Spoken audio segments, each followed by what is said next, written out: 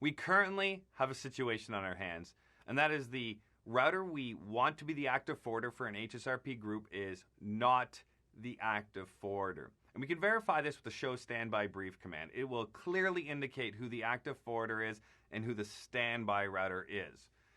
In this particular case, we are leaning towards the possibility that we have the higher priority. However, we don't have preemption enabled.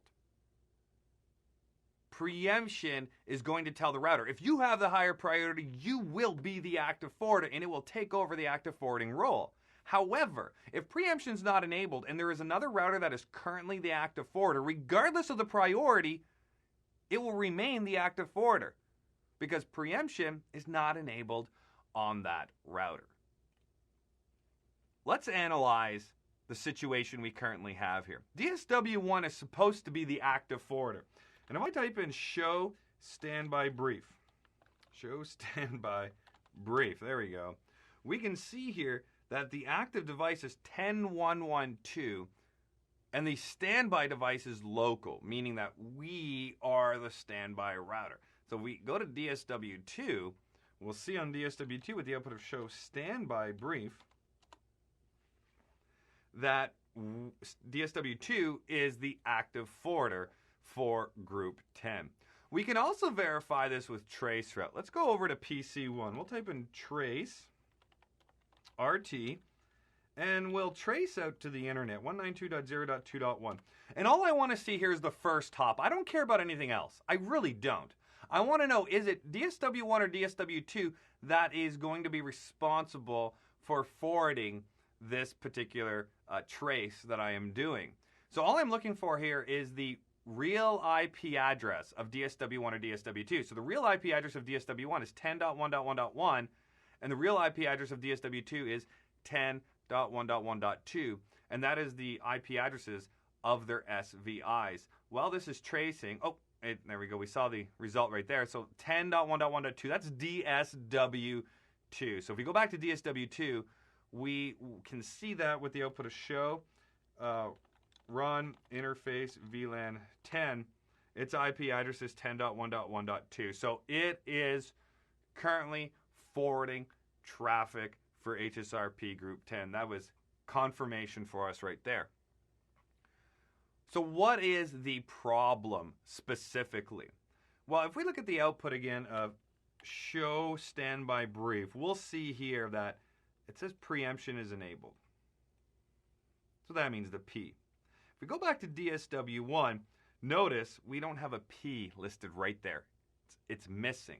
So right there that confirms that preemption has not been enabled on DSW1. But remember, we're only going to become the active forwarder if we have the higher priority as well.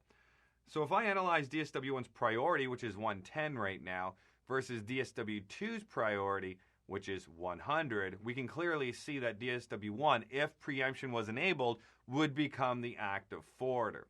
But let's take this troubleshooting a little further, and let's look at the output of show standby and analyze group 10 specifically here.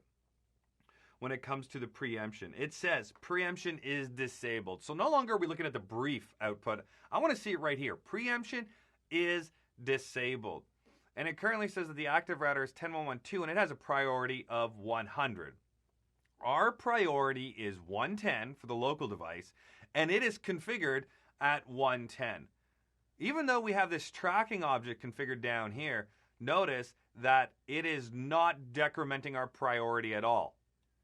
So we can confirm 100% without a doubt right now that preemption is the problem, because we do have the higher priority right now at this time, but preemption is preventing us from becoming that active forwarder.